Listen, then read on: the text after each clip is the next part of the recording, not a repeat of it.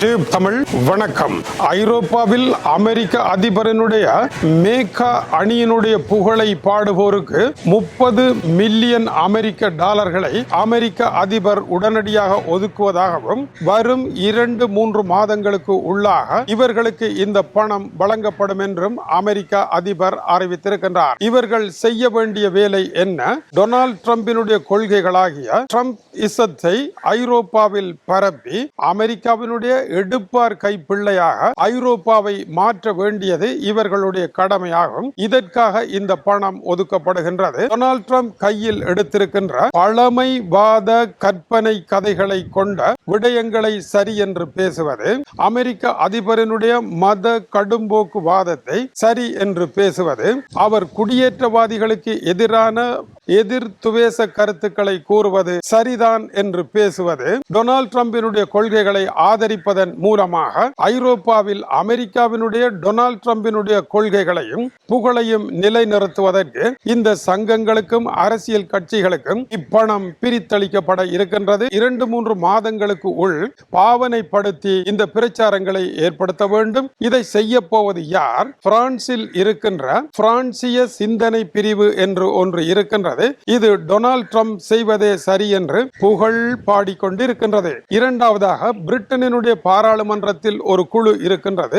இவர்கள் டொனால்ட் ட்ரம்பின் புகழை உலகளாவிய சிறந்த புகழ் என்றும் செயல் சரி என்றும் பேசிக் கொண்டிருக்கின்றார்கள். இவர்களுக்கும் பணம் போக இருக்கின்றது. இது தவிர இத்தாலியில் இருக்கும் கடும்போக்காளர்கள், பெல்ஜியத்தில் இருக்கும் கடும்போக்காளர்கள் என்று இந்த நாடுகளில் இருக்கின்ற டொனால்ட் ட்ரம்பினுடைய பழமைவாத கொள்கையின் மூலமாக அதிகார கட்டிலுக்கு வரலாம் என்று ஆசைப்படுகின்றவர்களை தூண்டி விடுவது இந்த பணத்தினுடைய நோக்கமாகும். இதனுடைய அடிப்படை கருவூலம் தேசியவாதம் என்பதாகும். மனிதனுக்கு எதிர்கால உலகில் தேவைப்படுவது நாகரிகமான யுனிக்கான அறிவுதான் என்பதை நிராகரித்து தேசியவாதம் என்கின்ற வெற்று உணர்ச்சியை ஆதாரமாக வைத்து எந்த விதமான தேடலும் இல்லாமல் எந்த விதமான வாசிப்பும் இல்லாமல் இருக்கின்ற இன்றைய ஜெனரேஷன் Z என்று கூறப்படுகின்ற ஜென்சி தலைமுறையை உருவேற்றக்கூடிய ஒரு கொள்கையை உருவாக்கி அதை ஐரோப்பாவிலும் கொண்டு வர முயற்சி எடுக்கின்றார்கள் என்பது இந்த கொள்கை ரீதியான விமர்சனமாக இருக்கின்றது. இது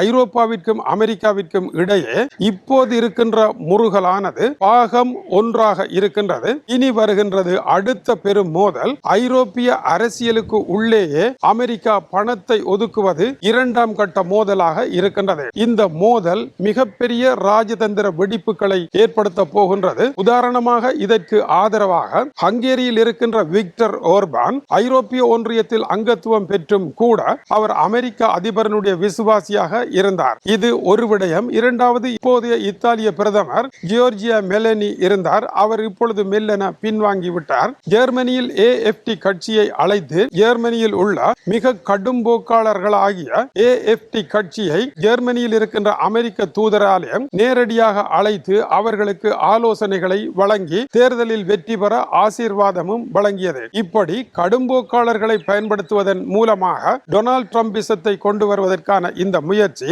ஐரோப்பிய ஒன்றிய சட்டப்படி குற்ற செயலாகும். ஐரோப்பிய ஒன்றியத்தில் எழுதப்பட்டிருக்கின்ற ஒரு சட்டத்தின்படி ஐரோப்பிய ஒன்றிய அரசியலுக்கு உள்ளே அதை தீர்மானிப்பதற்கும் ஐரோப்பிய ஒன்றிய அரசியல்வாதிகள் எடுத்துக்கொண்ட அரசியல் நடவடிக்கைகளை முறியடித்து எங்கோ இருப்பவர்களுடைய ஒரு அரசியலை இங்கே கொண்டு வருவதற்கு நிதி ஒதுக்குவது சட்டப்படி குற்ற செயலாகும். எனவே போலீசாரினுடைய அதிரடி பாய்ச்சலை இவர்கள் சந்திப்பார்களா இல்லையா என்பது தெரியவில்லை. இதற்கு முன்னோட்டமாக ஜெர்மனியினுடைய சான்சலர் ஃப்ரீட்ரிச் மெர்ஸ் கூறுகின்ற பொழுது இந்த நாட்டினுடைய அரசியலுக்குள் யாரும் தலையிட முடியாது. அமெரிக்காவினுடைய அரசியலுக்குள் ஜெர்மனி தலையிடுவதில்லை. ஜெர்மனியினுடைய அரசியலுக்குள் அமெரிக்கா தலையிட்டு இங்கிருக்கும் கடும்போக்குவாதிகளை உசுப்பேற்றி விடக்கூடாது என்று குறிப்பிட்டிருக்கின்றார்.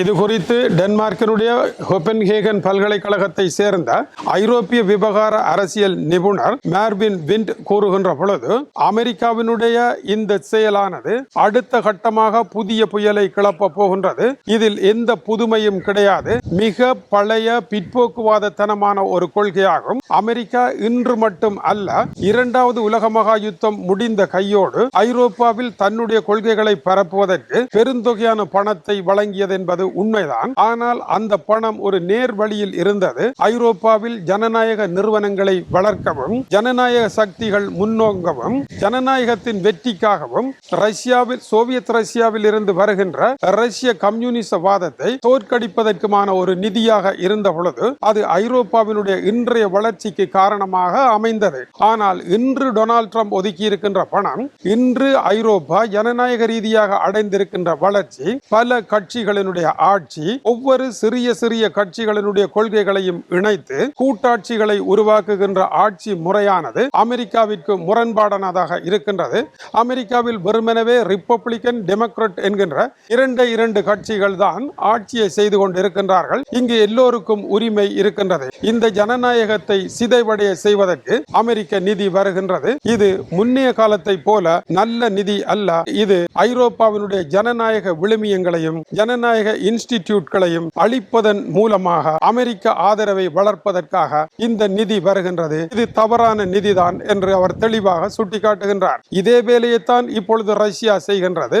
ஐரோப்பாவினுடைய ஆட்சி முறை தவறு, ஐரோப்பாவினுடைய தலைவர்கள் தவறு, இங்கிருக்கும் ஜனநாயக நிறுவனங்கள் தவறு என்று இணைய ஹேக்கர்கள் மூலமாக அன்றாடம் பொய் செய்திகளை ரஷ்யா பரப்பிக் கொண்டிருக்கின்றது. ரஷ்யாவினுடைய ஆசை ஐரோப்பாவினுடைய ஜனநாயக விழுமியங்கள் உடைந்து தகர வேண்டும் என்பதுதான். அதுதான் இப்பொழுது டொனால்ட் ட்ரம்பிற்கும் ஆசையாக இருக்கின்றது. பழைய சோவியத் யூனியன் காலத்தில் இது போன்ற கருத்துக்களை நிதி ஒதுக்கி சோவியத் யூனியன் செய்தது. அதற்கும் இதற்கும் எந்த வேறுபாடும் கிடையாது. இது பழைய பனிப்போர் நிலவிய அரத பழைய பிற்போக்குவாத கொள்கையாக இருக்கின்றது என்று அவர் சுட்டிக்காட்டுகின்றார். உதாரணமாக அமெரிக்காவினால் ஏற்படுத்தப்பட்ட ரேடியோ ஃப்ரீ யூரோப் என்கின்றது இன்றும் இயங்கிக் கொண்டிருக்கின்றது. 4.7 கோடி பேர் அந்த ரேடியோவை இப்பொழுதும் அவ்வப்போது கேட்டு வருகின்றார்கள். இது ஜனநாயக பிரச்சாரத்தை செய்து வருகின்றது. இனிமேல் டொனால்ட் ட்ரம்பை பிரச்சாரம் செய்ய போகின்றது. ஆகவே இத்தகைய பிரச்சாரங்களின் மூலமாக அமெரிக்கா எதைத்தான் காணப்போகின்றது என்ற கேள்விக்கு அமெரிக்கா எதையும் காணப்போவதில்லை. ஏனென்றால் இன்று அமெரிக்க அதிபருக்கு அவரும் அவரை சுற்றி இருக்கின்ற வெள்ளை மாளிகை உறுப்பினர்களும் நினைப்பது போல அப்படி ஐரோப்பாவில் அவருக்கு எந்த ஆதரவும் கிடையாது. கடும்போக்குவாத கட்சிகள் எல்லாம் அவருடைய ஆதரவை பெறுவோமாக இருந்தால் தேர்தலில் கட்டுப்பணம் இழக்க வேண்டிய அபாய நிலையில் இருப்பதனால் டொனால்ட் ட்ரம்பா பணமா என்று தலைதறிக்க ஓடிக்கொண்டிருக்கின்றார்கள். ஒன்றுக்கும் லாயக்கில்லாதவர்கள் தான் இந்த பணத்தை வாங்கி அதை செலவு செய்து போகக்கூடிய சூழ்நிலை இருக்கின்றது என்பதை இவருடைய கருத்து சொல்லாமல் சொல்லிக் கொண்டிருக்கின்றது. டொனால்ட் ட்ரம்பினுடைய கருத்தை ஏற்றுக்கொண்ட விக்டர் ஓர்பான் தேர்தலில் மண்கவி வெளியே தூக்கி வீசப்பட்டிருக்கின்றார். டொனால்ட் ட்ரம்பை நம்பினால் தன்னுடைய கதியும் இதுதான் என்று இத்தாலியினுடைய பிரதமர் ஜியோர்ஜியா மெலனி இப்பொழுது அவரையே எதிர்த்து டொனால்ட் ட்ரம்பினுடைய குண்டுவீச்சு விமானங்கள் ஈரான் மீது தாக்குதலை நடத்துகின்ற பொழுது இங்கே நிற்கக்கூடாது என்று விரட்டி அடித்து அவருக்கு எதிராக மாறியதும் தேர்தலில் தானும் தூக்கி வீசப்படுவேன் என்கின்ற அச்சத்தினால் தான். இதனால் தான் டொனால்ட் ட்ரம்புடன் உறவு வைக்காமல்